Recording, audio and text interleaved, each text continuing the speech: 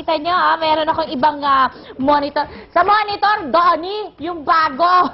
Ayun ako, Diyos ko, kagandahan naman po talaga. Yan! Isa sa mga CCTV cameras na available po dito sa aking kinalalagyan. Dito meron, pagkatapos halimbawa nakapunta kayo sa building na merong ganong bilog-bilog, CCTV camera din yan for security. Aba, kailangan po natin para mapangalagaan ang seguridad ng ating kapaligiran, ng ating sarili. Merong stun gun. Ay, kukuryentihin natin ang mga masasamang loob na yan. Diba? Para sa detalye, kasama natin ang may-ari ng Good Hands Security Products, Mr. Marco Mondehar. Hi, Sir Marco. Hello. Naku, pasensya na. Naglub-lub ang aking mga kamay. Okay, pag-usapan natin ang stun gun. Nangunguryente ng tao, ng masasamang loob.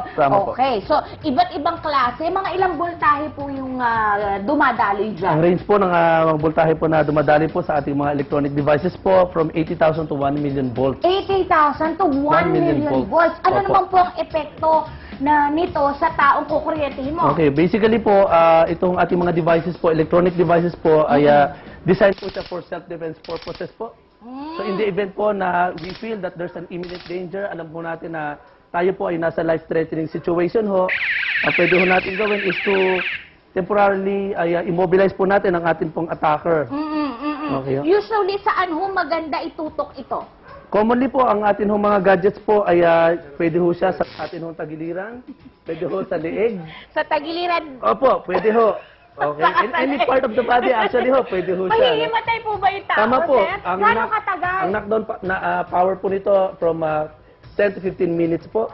So ito ho ay dinesign to distract an attacker po. So in the event ho na meron hong magagawa ng masama sa atin, aggressor po. Opo. So pwede ho by way of, by element of surprise, pwede ho yung ipakita sa kanya na kayo armado.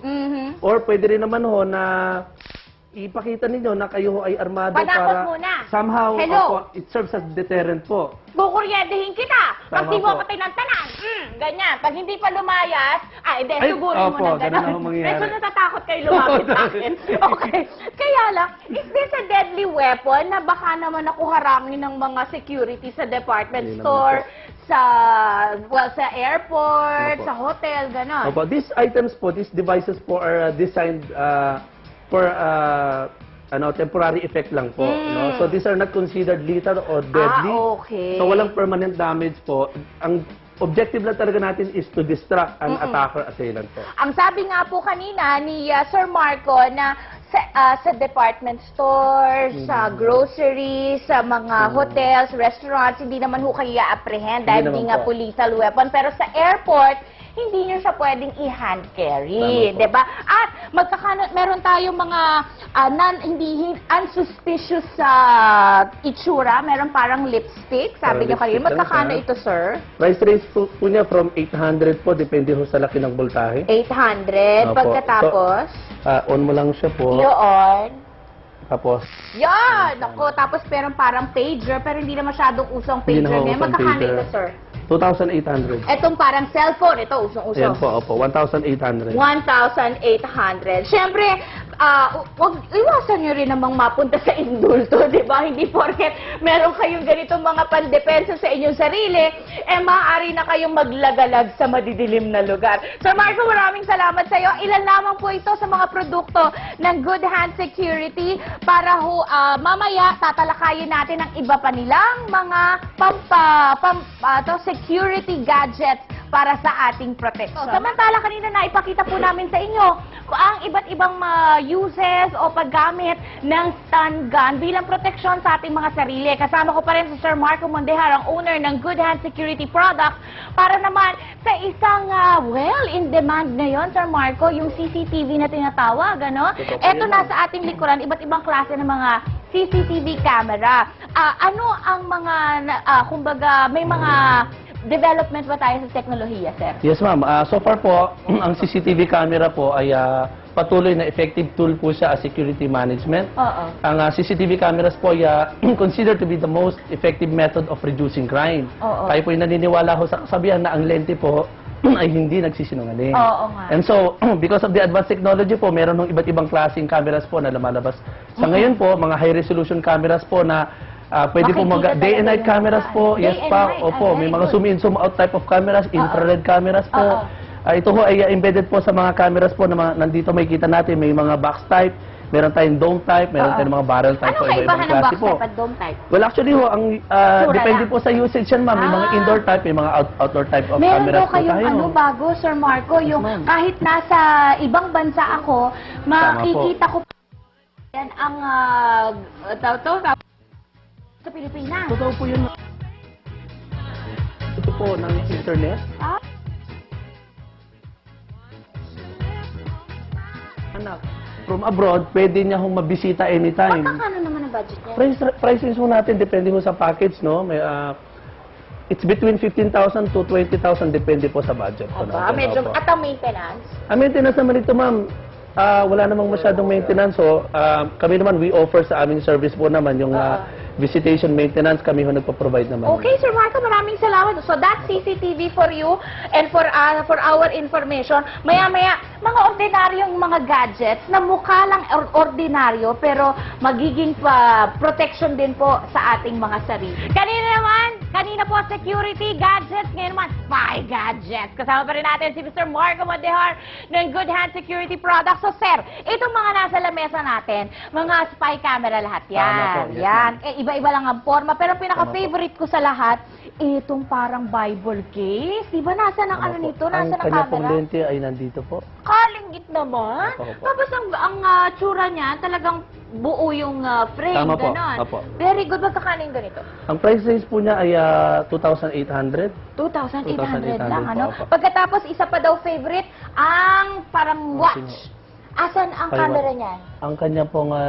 Sa number 6 daw. Opo, yun po. Yung Nandun po sa maliit maliit. na yan. Opo. Pagkatapos, magkakano naman yung ganire? Price range yun, nasa mga 2,800. 2,800. Tapos As well as yung ating spy yung sunglass po. glass. Tama po. Alam po niyo, mga cameras po na available sa atin po, yan ho, some 15, 20, 10 years ago po, ay mga pinapangarap natin na pag tayo nanonood ng pelikula, Mission Impossible ito. totoo po yan. Diba? Pero because of the advanced technology, naging available na po, ito hindi tinatawag natin mga body-worn cameras. Body-worn camera. As well as mga cameras po na embedded sa mga everyday items, yung mga devices po na ginagamit natin everyday. So hindi siya mo obvious as a camera and hindi rin siya easily recognizable. Well, actually, may suot-suot din po ako na camera na instantly makikita nyo po kung tama ang framing ninyo dahil meron siyang malinggit na monitor. O, ayan, kita nyo? Diba? Galing! Tapos si Sir Marco rin, may Totoo suot-suot po. yung kanyang pen camera. Na, paano mo makikita yung video na, sir? Mga cameras po natin ho, meron siyang available na USB port. No? Okay. So immediately ho, i-upload mo lang siya sa ating computer. Ang ating recording time ho, ay pwede hong tumagal ng up to 90 minutes po. So Yan. ito ang sample po. Makita Na habang na natin. kayo po ay nag-aayos Yun! sa isa, Tingnan mo yung tsura ko. Wow! Nice! Aba, Ako, Sir sexy, Marco, ma'am.